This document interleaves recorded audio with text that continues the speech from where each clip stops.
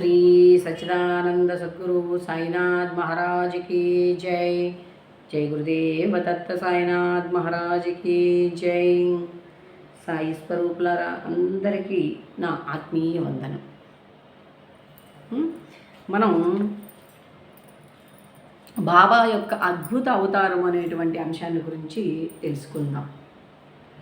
ఆయన ఇప్పుడు ఆ అద్భుతమైనటువంటి అవతారమే ఎంతో మందిలో సందేహ సంశయాలను నింపుతూ ఇప్పుడు పెద్ద చర్చనీయాంశమైనటువంటి అంశంగా మారిందనమాట. ఆయన ఎలా ఉండేవాడు ఏంటి చూడండి. సాయిబాబా హిందువు అన్నచో వారు మహమ్మదీయుల వలె కనిపించేవారు. మహమ్మదీయుడు అన్నచో హిందూ మతాచార సంపన్నుడుగా కనిపించేవాడు. నిజమే కదా. వెళ్ళింది మసీదులో, అప్పుడు పాడుబడి ఏదో ఉంది, అక్కడ ఉంటే పోతుందని చెప్పి అక్కడ ఉంచారు. అక్కడ ఉండి ఏమన్నా మసీదు నమాజులు చదువుకుంటూ మసీదుకు సంబంధించి నిరాకార పరబ్రహ్మాన్ని కదా వాళ్ళు ఆరాధిస్తారు. అటువంటిదిన తులసి బృందావనం,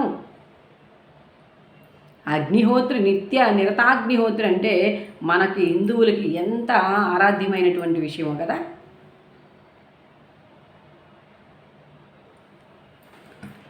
అట్లా అగ్ని వెలిగించాడు, తులసి బృందావనాన్ని పెంచాడు, ఇన్ని చేశాడు. సరే, ఇది హిందూ మతాచార సంపన్నుడుగా కనిపించి ఆయన హిందువా లేక మహమ్మదీయుడా అన్న విషయం ఇది మిత్తంగా ఎవ్వరికీ తెలియదు. ఇక్కడ వాస్తవానికి అక్షర సత్యం రాయాలి అనుకుంటే, కల్పితము రాయాలనుకున్నప్పుడు హేమట్ పంతు గారు బాబాకు సంబంధించిన బ్రాహ్మణోత్తమ పనులు ఆచరించే తత్వాన్ని గురించే రాసి ఉండవచ్చు. కానీ ఎక్కడ దాపరికం లేకుండా నిష్కర్షగా రాశాడనమాట. ఇప్పుడు దాదా కేల్కర్ విషయం అనేది మన డాక్టర్ పండిత్ విషయం అసలు లేకుండా చేయొచ్చు కదా. బాబా ఇలా అన్నాడు, రాబోయే రోజుల్లో ఇలా వస్తుందని. కానీ భక్తుడి భావనను బట్టి భగవంతుడు ఎలాగైనా మారగలడు అనే సత్యం అక్కడ తెలుస్తుంది. నేను ముస్లిం అనుకోని అనే భావన లేదు అన్నాడు. అంటే చాలామంది ఇప్పుడు మనకు మేగుడు కావచ్చు, ఇంకా ఎంతోమంది ఫస్ట్ అలా అనుకోని తర్వాత ఇదయ్యారు కదా. అలాంటి భావన ఏం లేకుండా ఆయన త్రిపుండ్రాల్ని దిద్దాడు అని చెప్పి. ఇప్పుడు కూడా ఆయన తలపాగాలో బిల్వదళం ఉండేదట. బిల్వదళాన్ని ఎవరు ధరిస్తారు?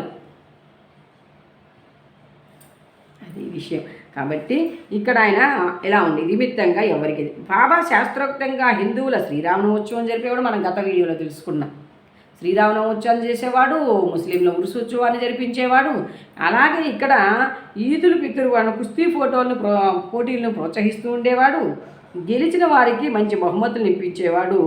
గోకులాష్టమి, గోపాలకాలోత్సవం ఇవన్నీ కూడా మనం గతంలో తెలుసుకున్నాం కదా. ఇప్పుడు ఈదుల్ ఫిత్ర్ పండుగ నాడు మహమ్మదీయుల మసీదులో నమాజ్ చేయించేవారు. ఇప్పుడు హిందూ ధర్మ ప్రకారం హిందువుల చేత హిందూ ఆరాధ్య దైవాన్ని ఆరాధింపజేశాడు. ముస్లింల యొక్క ఇది ప్రకారం వాళ్ళ సాంప్రదాయాన్ని ఆచరింపజేశాడు. అంతే కదా. ఆయన వచ్చిందే రెండు సమన్వయానికి అనేది మనం మొదటి నుంచి బల్లబుద్ధి చెప్పుకుంటున్నటువంటి అంశం. కాబట్టి అక్కడ తాబూతు అంటే మనకి పల్లెటూరులో మేము చిన్నపిల్లలప్పుడు కూడా పీర్ల పండుగ అని జరిగేది. అలా దాన్ని నిలిపించి వాటికి పూజలు జరిపించి 4వ రోజు 5వ రోజు నిష్కర్షగా వాటిని తీయించేసేవాడట. అలా నిస్సంకోచంగా దాన్ని తీసివేయమని చెప్పేవారు. వారు మహమ్మదీయులే అనుకుందాం, సరే ఇవన్నీ చేయిస్తున్నాడు మహమ్మదీయుడు అని అనుకున్నా సరే, ఏ ఒక్క భక్తుడినైనా ఆయన మతం మార్పించినట్లు కానీ ఇటు హిందువుల్ని ముస్లింలుగా, ముస్లింలు హిందువులుగా మార్చినటువంటి ఒక్క సందర్భం కూడా మనకి మొత్తం ఎక్కడా రాదు. ఎవరి ధర్మాలను ఎవరి ఆచారాలను వారు పాటించండి, స్వధర్మమే ఇదన్నాడు ఆయన. హిందువులకు హిందూ ధర్మంలో ఏం చెప్పాడు, అది ఏంటి, ఎలా ఉండాలి, ఆ సాంప్రదాయాలు ఏంటి, వాటిని ఆచరించడం హిందువుల యొక్క ఇది. ముస్లింలు వారి మతాచారం ప్రకారం వారి మతంలో ఏం చెప్పున్నారు, ఏంటి ఉరుసు ఉత్సవం ఎందుకు చేయాలి, ఈ ఈదుల్ ఫిత్ర్ పండుగ రోజు వీటిని ఎందుకు చేయాలి, వాళ్ళకి నమాజ్ ప్రాముఖ్యత ఏమిటి, వాళ్ళు మనం రోహిల్లా విషయంలో కూడా చెప్పుకున్నాం. రోహిల్లాలో కూడా ఆయన ఆయన యొక్క భగవంతుడైనటువంటి అల్లా గురించి చెప్పుకుంటూ ఉన్నాడు. సరే అమ్మ, మన అల్లా అక్బర్ అన్నాడు కదా, మన అల్లాహో అక్బర్ అని ఎక్కడా బాబా అనలేదు. అల్లా మాలిక్ అన్నాడు, సబ్కా మాలిక్ ఏకై అన్నాడు. అది సినిమా వాక్యం అయితే కానే కాదు. ఆయన అందరి భగవంతుడు ఒక్కడే, ఎవరు ఎక్కడ ఎలా రావాలో అలా వస్తూ ఉంటారు అంతే. సరే, హిందూ మహమ్మదీయుడు అనొచ్చు, హిందువులు అలా చెవులు కుట్టబడి ఉండేవట. సరే, హిందూ అనుకుందామా అంటే సుంతిని ప్రోత్సహించేవాడు అన్నాడు. ఎవరికి ఇక్కడ సుంతి ఆయన చేయించుకున్నాడని లేదు, సుంతిని ప్రోత్సహించేవాడు. ఎవరిని ప్రోత్సహించేవాడు? ఆ యొక్క సాంప్రదాయంతో ఉన్నటువంటి ముస్లిం సోదరుల్ని. అంతేగాని మనల్ని ఏకదాటిగా వచ్చి ప్రతి హిందువుని వెళ్ళి సుంతి చేయించుకుంటాని ఏమన్నా చెప్పాడా? లేదు కదా. అలా ప్రోత్సహించేవాడు. బాబా హిందువు అయినచో మసీదు నుండి ఎలా అసలు ఉండవలేను? నిజమే కదా. ఆయన హిందువే, హిందూ సన్యాసిగా వచ్చిన ఆయన మసీదులో ఎందుకు ఉండాలి? మహమ్మదీయుడైనచో దునియను అగ్నిహోత్రమును ఎలా వెలిగించి ఉండవలెను. ఇక్కడ అన్నీ చూస్తే చూడండి, ఒకదానికి ఒకటి. ఇది అనుకుందామా అంటే ఇలా ఆచరించాడు. సరే, పోనీ హిందువు అనుకుందామా అంటే వీటిని ఆచరింపజేశాడు. ఆయన ఆచరించినట్లు ఎక్కడా లేదు, ఆచరింపజేశాడు. అదే మాత్రం ఈ హిందూ తత్వంకి వచ్చేటప్పటికి రామ విజయాన్ని చదివించుకోవడం కావచ్చు, విష్ణు సహస్రనామం తనని ఒకనొక దశలో ఎప్పుడు ఏ జన్మలోనో తండ్రి అలా నన్ను రక్షించింది, దాని ప్రాముఖ్యత ఏంటని చెప్పాడు. భాగవత ఏకనాథ భాగవతము మరియు భావార్థ రామాయణం ఇత్యాది గ్రంథాలు నిరంతరం తన భక్తుల చేత పారాయణ చేయిస్తూ ఉన్నాడు. అరే కూర్చొని ఒక పక్క మీరు కూడా ఖురాన్ చేయండి అని చెప్పిన సందర్భం ఒకటి ఉందా?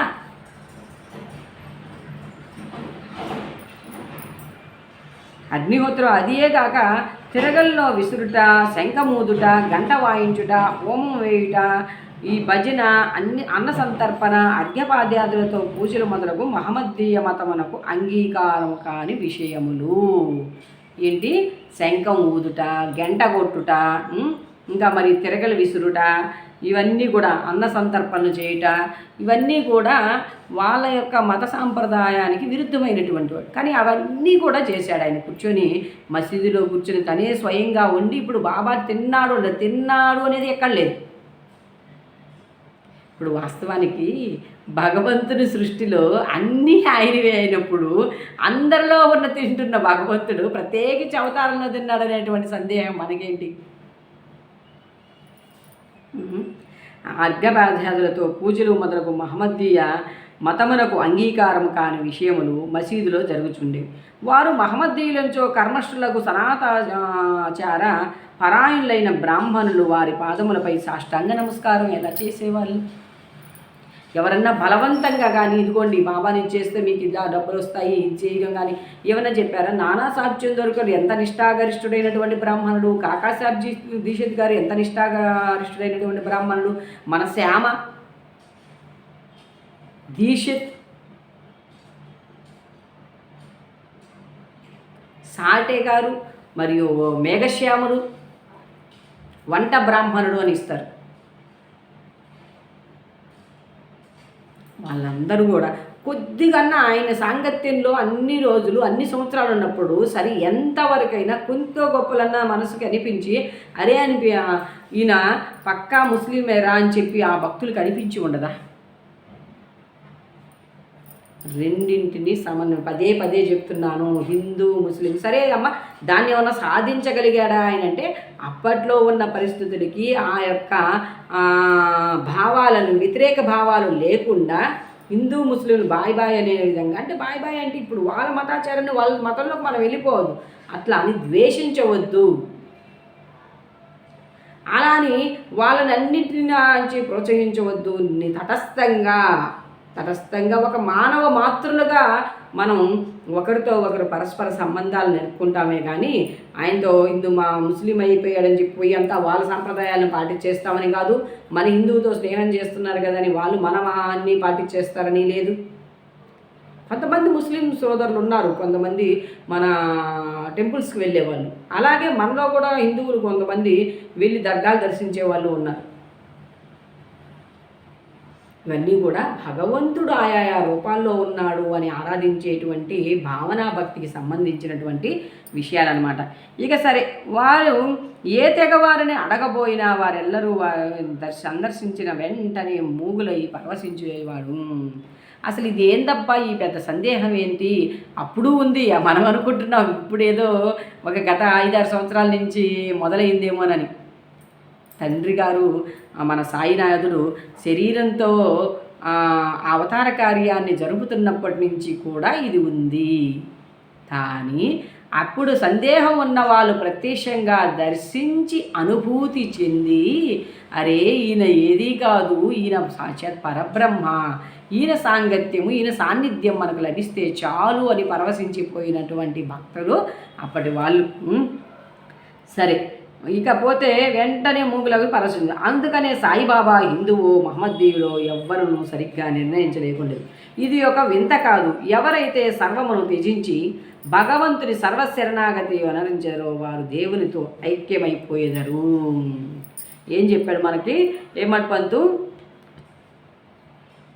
ఇదేమి పెద్ద వింత కాదు, ఆయన హిందువా ముస్లిమా అని చెప్పి పోయి ఎవరైతే భగవంతుడితో ఐక్యమైపోయి ఉంటారో వారికి దేనితో సంబంధం కానీ భేదభావం కానీ ఉండదు. ఇచ్చేశాడు కదా చక్కటి. ఏమన్నాడు?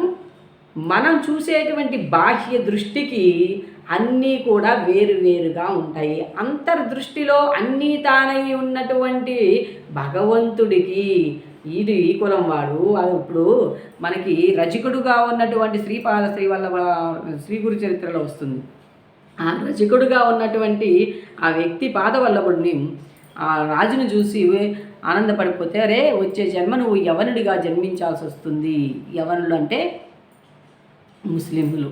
అలా మ్లేచ్ఛరాజుగా నువ్వు ఉన్నప్పుడు మా దర్శనం మీకు అవుతుంది. అరే మ్లేచ్ఛుడికి అప్పటికే అంటాడు చూడండి, ఒరే ఈడు స్వామి నేను ఎప్పటికైనా, ఆయన అంటాడు అప్పుడైనా కూడా నేను నీ దాసునిగానే ఉండాలి స్వామి, నిన్ను మర్చిపోకూడదు అని. అట్లా ఒక్కొక్క జన్మలో మనం ఈ జన్మలో మంచి హిందువులు అనుకొని కంఠశోషతో ఇదైపోతున్నాం. తర్వాత జన్మలో ఏమవుతాం ఎవరికి తెలుసు. కాబట్టి ఆ యొక్క స్థితిలో అంటే మామూలు మానవ మాత్రుడికి మనకి కొన్ని కట్టుబాట్లు, మనకి కొన్ని సంప్రదాయాలు ఉంటాయి కాబట్టి ఒక పరిధి ఉంటుంది కాబట్టి ఖచ్చితమైన ఆలోచన వస్తుంది వాళ్ళతో మనం ఎందుకు ఇలా అనేసి. కానీ వాటన్నింటినీ దాటినటువంటి స్థితిలో ఉన్నటువంటి వాళ్ళకి అది అనిపించదు. భావన చక్కటి మాట చెప్పాడు. ఏమనంటే, ఎవరైతే దేవునితో సర్వశరణాగతి దేవునితో ఐక్యమైపోవారికి దేనితో సంబంధము కానీ భేదభావము కానీ అంటే ద్వంద్వత్వం లేకుండా ఉంటుంది. ఏకత్వంలోనే మన శంకర భగవత్పాదులు చేస్తున్నటువంటి ఆ ఏకత్వ స్థితిలో భగవంతుడు అనేవాడు ఒక్కడే, అది ఎవరికైనా ఒక్కడే అనేటువంటిది అర్థమవుతుందన్నమాట. సరే, వారికి జాతి మతములతో ఎట్టి సంబంధం, జాతి మతము అన్నాడు. ఏ జాతికి చెందినడు రను అంటాం కదా, ఏ కులానికి సంబంధించిన వాడివి ఇంకోటి దేనికి సంబంధించిన వాడో కూడా వాళ్ళకి అవసరం లేదు. అందుకే కదా వీరబ్రహ్మేంద్ర స్వామి సిద్ధయ్యని శిష్యుడిగా చేసుకున్నాడు. మన కబీర్ దాసు రాముణ్ణి ఆరాధించి పునీతుడయ్యాడు. మన ఇంకా చెప్పాలంటే మన రామదాసుని కాపాడేందుకు మన రామచంద్ర ప్రభువులే ఆయనకి మ్లేచ్ఛుడైనటువంటి ఆయనకి తానీషాకి ఇవ్వాల్సి వస్తుంది దర్శనాన్ని. సాయిబాబా అట్టివారు వారికి జాతుల యందు వ్యక్తుల యందు భేదం కనిపించకుండెను.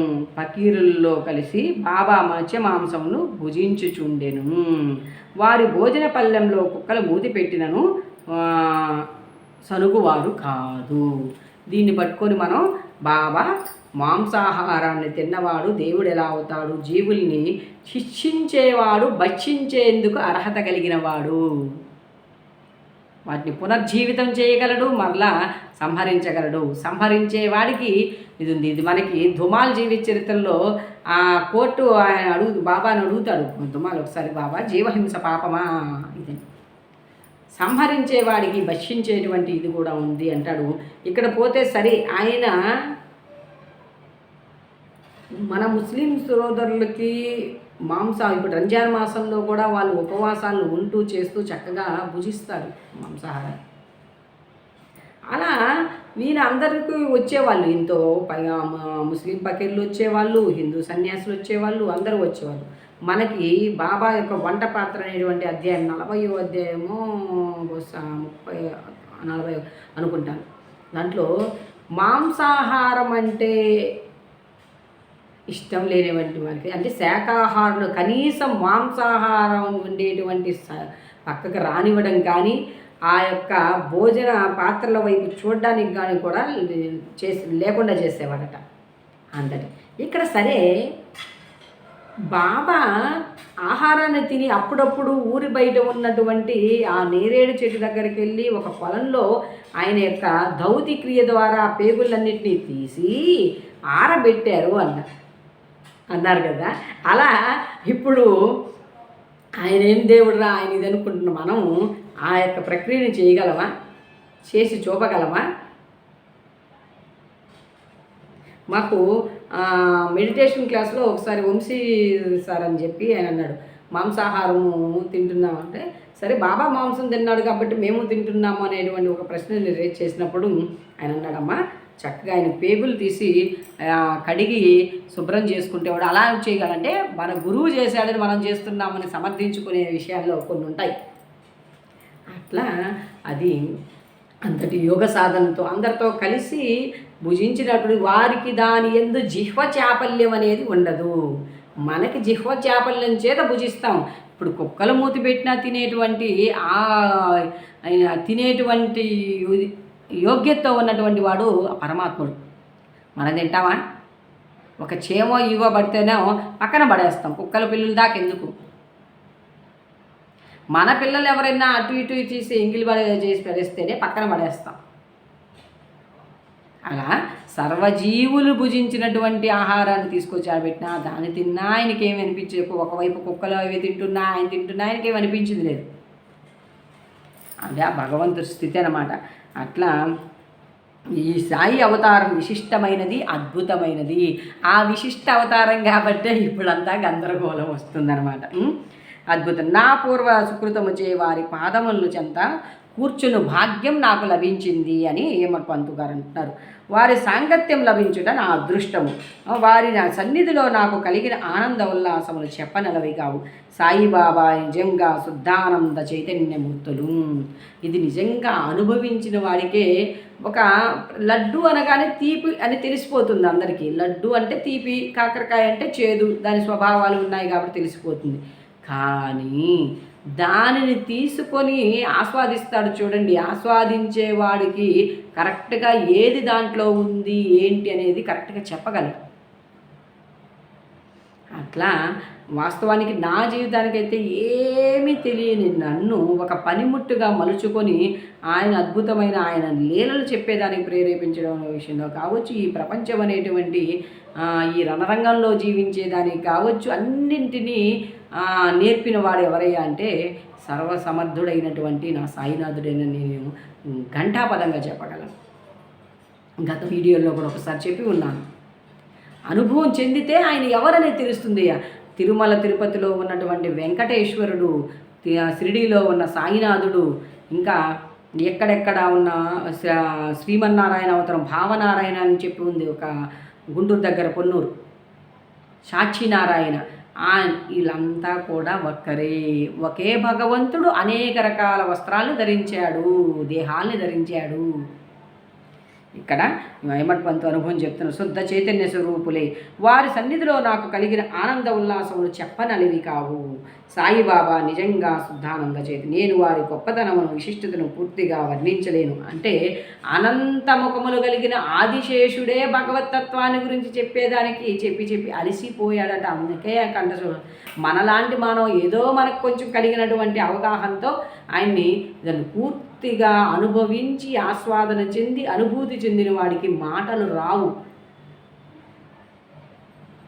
వైరభక్తితో చూసినప్పుడు మనకు ఆ వైరానికి సంబంధించినవే కనిపిస్తాయి. ద్వేషభక్తితో చూస్తే ఆయన్ని ద్వేషించేదానికి ఏ కారణాలు ఉన్నాయో కనిపిస్తాయి.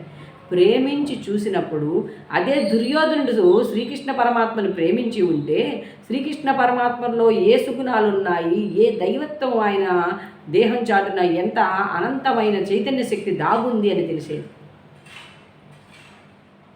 ఏదో మామూలుగా యాదవులు ఇంట్లో పుట్టేశాడు, ఏదో ఉన్నాడు అబ్బా పాండవుల కుంతి మేననుడు కాబట్టి ఏదో ఉన్నాడు అనుకున్నాడే కానీ ఆయన చిట్ట చివరి దాకా కూడా ఆయన యొక్క సాక్షాత్ పరబ్రహ్మ జగద్గురు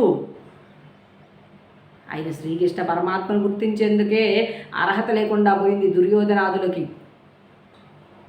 మన ధృతరాష్ట్రుడు అంటే గుడ్డివాడు అనుకోండి, అయినా ఆయన కూడా అడుగుతాడు, నీ విరాట్ స్వరూపాన్ని ఒకసారి చూపించవయ్యా అని. సుదృష్టి కలిగినటువంటి సంజయుడు దర్శించగలిగినాడు శ్రీకృష్ణ పరమాత్మ. అర్జునుడు అంటే సఖ్యతతో ఉన్నాడు కాబట్టి చేశాడు కాబట్టి ఆయన పొందాడంటే అర్థం ఉంది.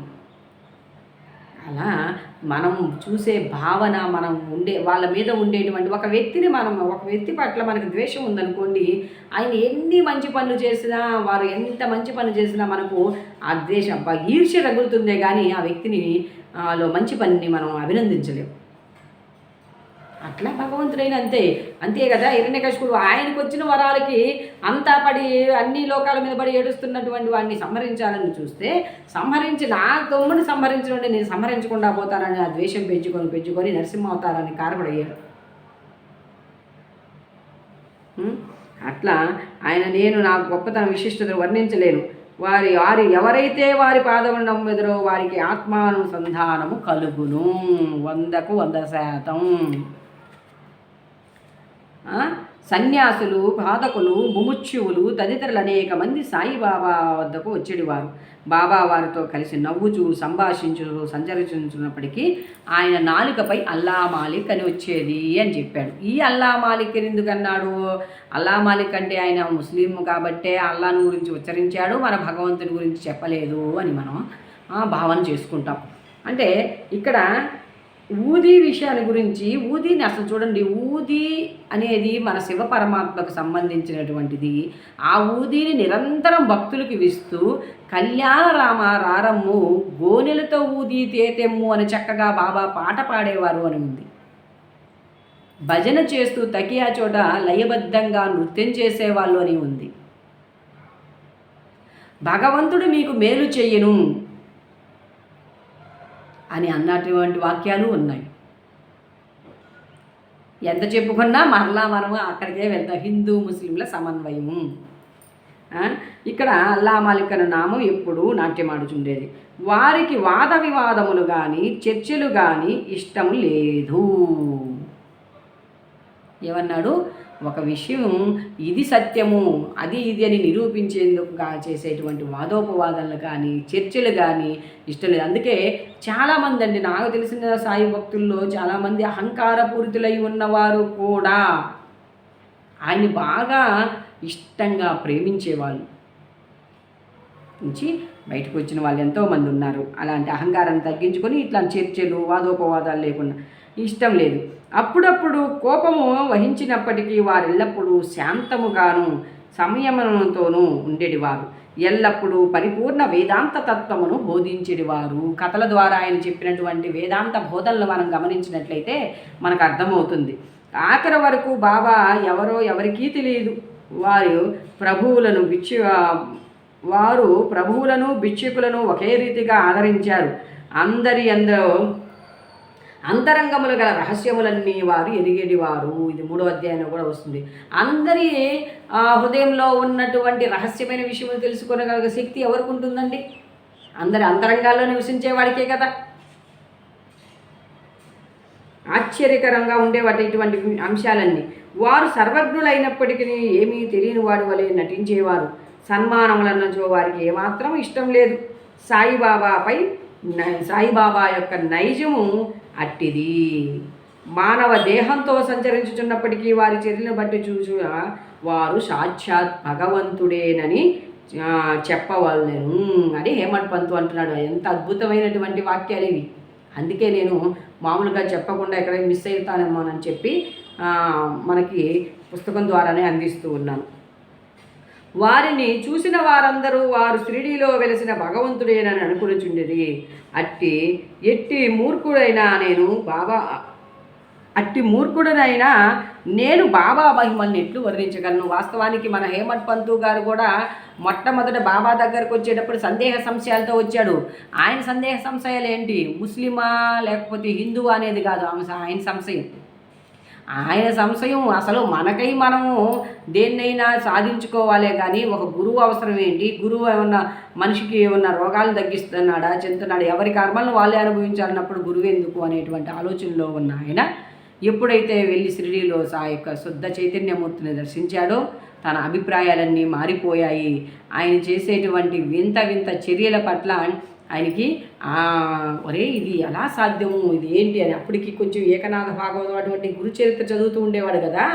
గురు చరిత్ర చదువుతున్నాడు కాబట్టి గురువు ఎలా సంచరిస్తూ ఉంటాడు, గురువు యొక్క తత్వం ఏమిటి అనేది అవగాహన అయినటువంటి ఆయన త్వరగానే చూడగానే ఒక్క దర్శనంలోనే బాబాను విరాట్ స్వరూపుడుగా దర్శించి ఈ యొక్క లీలను 10 మందికి అందించాలనేటువంటి ఒక సదుద్దేశము సత్సంకల్పంతో ఆయన ఈరోజు మనకందరికీ దాన్ని అందించడం అనేది జరిగింది. గురుతత్వం అనేది మనకు అనాది నుంచి వస్తుంది. కాకపోతే ఆ గురువు ఏ సమయాల్లో ఎలా అవతార కార్యాలు దాల్చాడు. కలియుగ దైవం శ్రీ వెంకటనాథుడు అంటున్నాం. ఆ వెంకటనాథుడు శ్రీకృష్ణ అవతారంలో ఉన్నాడు కదా. శ్రీకృష్ణుడే నేను వెంకటేశ్వరుని ఆరాధించడం అంటే ఎలా సంభవం అవుతుంది? ద్వాపరమందు కృష్ణుడిని ఆరాధించాము, ఇప్పటికి కూడా ఆరాధించే వాళ్ళం ఆరాధిస్తాము. అలాని కృష్ణుడిని ద్వేషించము, కృష్ణ అవతారాన్ని ద్వేషించము. అలానే వెంకటనాథుని యొక్క అవతారాన్ని ద్వేషించము. రెండు ఒకటే అన్న మూలంలో నుంచి ఉండేది ఒకటే. ఆ మూలమే ఆయన అనేక కార్యాలు శ్రీకృష్ణుడు భగవద్గీతలో చెప్పేశాడు కదా. అందరూ కూడా నా యొక్క స్వరూపాలే. ఎవరైతే సాధు పురుషులు వీళ్ళు ఉన్నారో మహాత్ములు అందరూ కూడా నా యొక్క అంశలే అని ఆయన స్టేట్మెంట్ ఇచ్చేశాడు భగవద్గీతలో మన శ్రీకృష్ణ పరమాత్మ. కాబట్టి మన సందేహ సంశయాలను వదిలేద్దాం. సందేహ సంశయాలను వదిలి భగవంతుని యొక్క సేవలు